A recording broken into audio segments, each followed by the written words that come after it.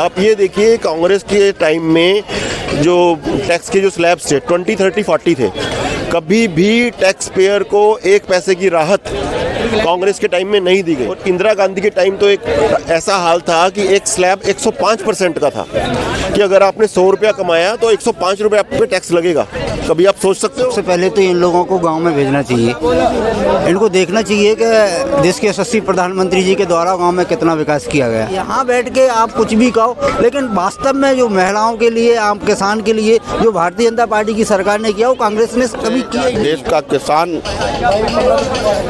और देश का जो किसान नौजवान होता है वो इस बजट से संतुष्ट है। तो पूर्णतः बजट आएगा तो आप जो पेशेंस रखा है तो उसमें पूर्णतः बजट जब जुलाई में आएगा तो आप सभी गर्वित महसूस, जो कि जुमले की सरकार नहीं है, जुमले की बात होती तो रेवड़ियां बांट सकते थे। जो कि किसानों को आज भी कुछ भी नहीं मिल रहा है। किसानों को जो उसके फसल का भाव है ना, कुछ भी नहीं मिल रहा है। उसका जो मेहनत और उसका जो लागत देखते हो ना, तो उसके सामने सरकार किसानों को कुछ भी उसका भाव नहीं दे पा। इसमें बदलाव आ रहा है। जो टैक्स का पैसा जनता पे करती थी वो आज सड़कों पे लग रहा है, सड़कें बन रही हैं। आप देखिए जितने भी हाईवेज हैं उनका विकास हो रहा है, वो चल रहे हैं, तरक्की पे काम कर रहे हैं। मेरा नाम है समीक्षा नारायण और इस वक्त मैं मौजूद हूँ कनॉट प्लेस दिल्ली में। संसद में अंतरिम बजट पेश कर दिया गया है जिसमें टैक्स पेयर्स को कोई राहत नहीं दी गई है सरकार की ओर से। लोगों से जानना चाहेंगे आज कि उनका क्या मानना है कि बजट पे आखिर उनकी क्या राय है, क्या उनको लगता है कि सरकार ने कोई राहत दी है उन्हें। तो आइए जानते हैं लोगों से। मैं आपको एक बहुत मोटी बात कह देता हूँ। आपने कहा ना कि इस टैक्स पेयर्स को कोई राहत नहीं दी गई है।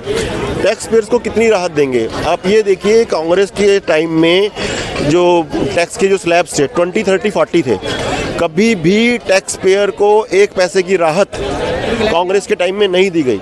और इंदिरा गांधी के टाइम तो एक ऐसा हाल था कि एक स्लैब 105% का था कि अगर आपने 100 रुपया कमाया तो 105 रुपये आप पे टैक्स लगेगा। कभी आप सोच सकते, जब भी टैक्स को राहत दी गई है, जब वाजपेयी गवर्नमेंट थी, ये 20, 30, 40 है, it was made 10, 20, 30 giving a great relaxation to the tax payer. इसके बाद जो भी टैक्स में राहतें मिली हैं, चाहे वो ETC की लिमिट बढ़ाना हो या कुछ और राहतें हो, वो सारी की सारी मोदी गवर्नमेंट ने दी है। कांग्रेस तो एक झुंझुना हिलाती रही कि हम एक GST लेके आ रहे हैं, GST लेके आ रहे हैं, हर साल इतना उससे फायदा हो जाएगा, बट वो कभी नहीं लेके आए। GST भी मोदी गवर्नमेंट ही लाई। आप क्या खुश है बजट से? मैं तो देखिए, जो गवर्नमेंट ही जो वेलफेयर स्टेट जो है उसको फॉर्म कर रही है, जो जनता के वेलफेयर के लिए बनी है और इतने अच्छे काम कर रही है, इतना अच्छा इंफ्रास्ट्रक्चर डेवलप कर रही है।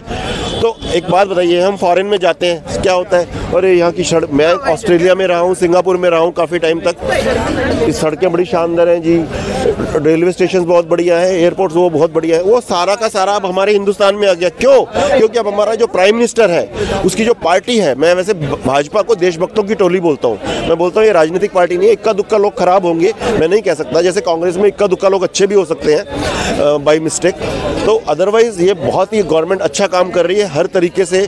मुझे इनकी नीयत पर, इनकी नीतियों पर कोई शक नहीं है, कोई शुबा नहीं है, बीइंग ए चार्टर्ड अकाउंटेंट। विपक्ष का कहना है कि जो ये गवर्नमेंट ने टैक्स पॉलिसी में कोई आराम नहीं दिया है, तो टैक्स का जो पैसा है वो अपने प्रचार में इस्तेमाल कर रही है मोदी गवर्नमेंट, उस पर क्या कहना है? एक बात बताइए, ये विपक्ष ऐसा है, ये लोग सुप्रीम कोर्ट चले गए कि हाँ जी हमारे को ED परेशान कर रही है, हमको CBI परेशान कर रही है, सुप्रीम कोर्ट रिलैक्सेशन दे। सुप्रीम कोर्ट ने इनको एक तमाचा मारा ना उस टाइम, उन्होंने कहा ये क्या तरीका है कि आप ऐसे मुंह उठा के आ गए, आप हमें स्पेसिफिक केस बताओ, एक प्रॉपर रिट लगाओ। वो इन्होंने कभी नहीं किया क्योंकि उनको पता है इन्होंने भ्रष्टाचार किया हुआ है। आप क्या कहना चाहेंगे, बजट से खुश है? बजट देखा आपने? मैं कहना चाहता हूँ कि सबसे पहले तो इन लोगों को गांव में भेजना चाहिए, इनको देखना चाहिए कि देश के यशस्वी प्रधानमंत्री जी के द्वारा गांव में कितना विकास किया गया। मैं मध्य प्रदेश का निवासी हूँ और हमारे यहाँ जब कांग्रेस की गवर्नमेंट थी माननीय दिग्विजय सिंह जी की, तो उस टाइम मध्य प्रदेश की ये हालत थी कि 24 घंटे लाइट नहीं मिलती थी, सड़कों के नाम पे बिल्कुल गड्ढे गड्ढे थे। उसके बाद में भारतीय जनता पार्टी की सरकार आई। आज आप देखिए गांव में उज्ज्वला योजना के नाम से जो माननीय मोदी जी ने महिलाओं को जो सिलेंडर दिए, आप यकीन मानो महिलाओं का उन्होंने मतलब इतना बड़ा कष्ट दूर किया ना। तो पहले गांव में लकड़ियां ढूंढने जाते थे, रोटी बनाती थी। अब ये लोग शहर के लोग उस बात को नहीं समझ सकते। जब आप नीचे जाओ, देखो आप आज गाँव में सबको पीने के लिए बिल्कुल शुद्ध फिल्टर्ड पानी मिल रहा है। कांग्रेस के टाइम पे लोग देखते थे, अगर हमें 2-2, 5-5, 10-10 किलोमीटर जाना पड़ता था तो लोग सोचते थे कि आज कैसे जाए। आज इतनी बढ़िया सड़कें हैं कि आप कहीं भी पहुंच सकते हो। तो ये इस देश में जब से भारतीय जनता पार्टी की सरकार आई, माननीय अटल बिहारी वाजपेयी जी के द्वारा जो प्रधानमंत्री सड़क बिछाई गई, उससे कितना सुधार हुआ देश का, कितना डेवलपमेंट हुआ। अब यहाँ बैठ के आप कुछ भी कहो, लेकिन वास्तव में जो महिलाओं के लिए, आम किसान के लिए जो भारतीय जनता पार्टी की सरकार ने किया, वो कांग्रेस ने कभी किया ही नहीं है। बजट के ऊपर आपका क्या कहना है? देखा आपने अंतरिम बजट आ गया है आज। बजट से देश का किसान और देश का जो किसान नौजवान होता है वो इस बजट से संतुष्ट है। किसान को फायदा होने वाला है।